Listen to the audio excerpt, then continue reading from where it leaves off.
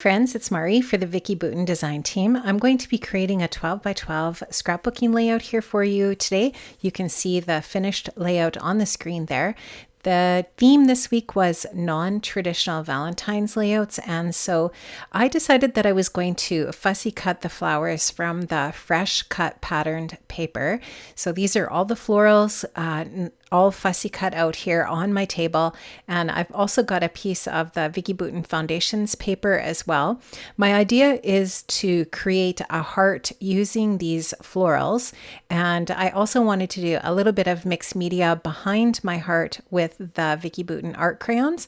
So I thought before I got started with my art crayons, I just wanted to kind of get a visual of how I wanted to place these flowers into the shape of a heart. And so you can just see here, I'm just going to kind of roughly place them onto my paper and see how large this heart is going to be.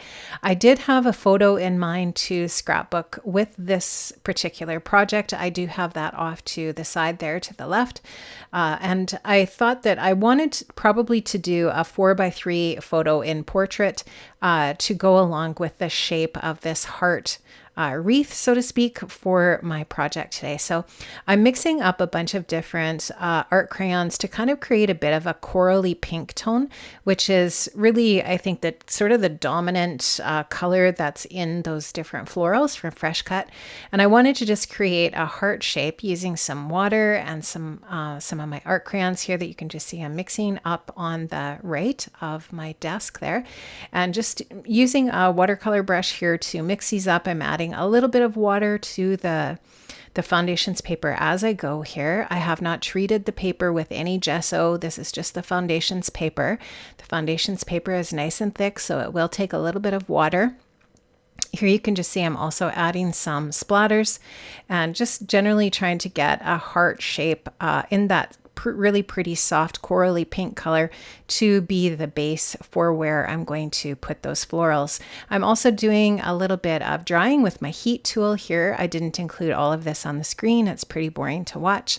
But I just then, once I had it dry, I wanted to add some more splatters and just to kind of create that splatter distressed effect and just bringing the florals back over to make sure that I kind of am happy with how this is all going here. I wanted to put some splatters in the center there too, because I knew that you would be able to see, or you will be able to see some of the center area there, even though that's where my photo is going to be and the journaling and also the title for the project.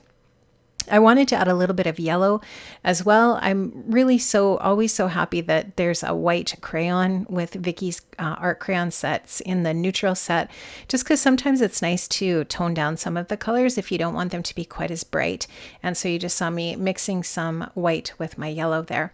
Now I do have my layout so far in some parchment paper. This is just a sleeve of parchment. I'm just showing you this because I do put lots of my mixed media projects through my laminator, so you can just see how this is pretty flat now. There's a little bit of bubbling on the paper, but not too bad, and that will flatten out in the page protectors.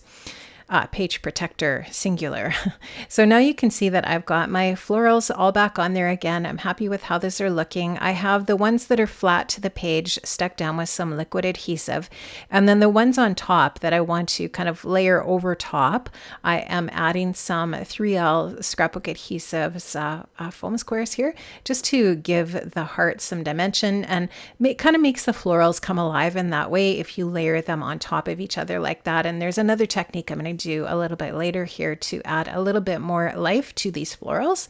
You'll see that here in a bit. I'm going to size the white paper, the foundations paper, down a little bit because I do want to do a frame around the white paper, which I will do in a little bit here in the process.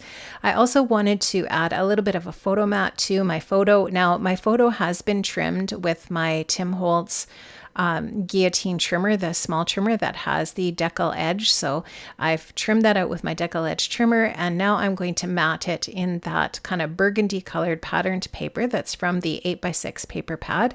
And I'm using some more of my 3L foam squares there, and I'm going to mount that onto a 4x3 card, which also has the florals kind of poking around the edges of it.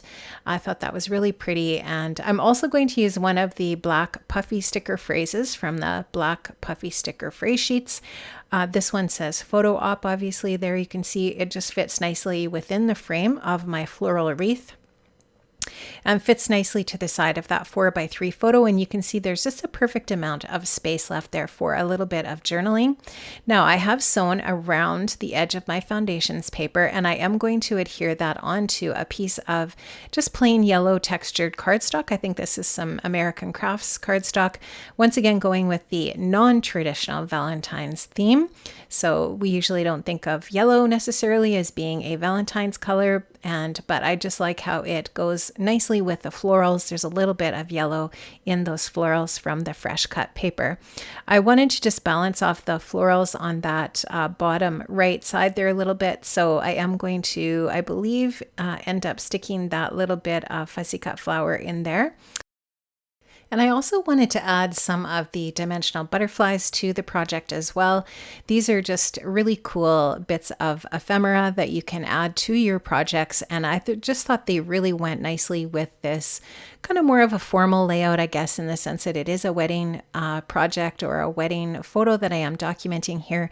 So these butterflies are really cool because there's several layers of different types of paper. They do have a little bit of a distress look, and then they are sewn in the center. If you haven't picked these up yet and you can still find them, they're definitely worth the purchase because I feel like they are just really, really interesting. And I think they just add a really cool dimensional pop to a project. I am also going to add a little bit of chipboard to my photo area there. This little piece of chipboard is just the perfect color, and it has a little heart on it. So it says heart this, and it also has a little bit of gold on it. And I did want to add some gold accents to my project here as it goes along. So I'm going to eventually be adding some Heidi Swap color shine here to my layout.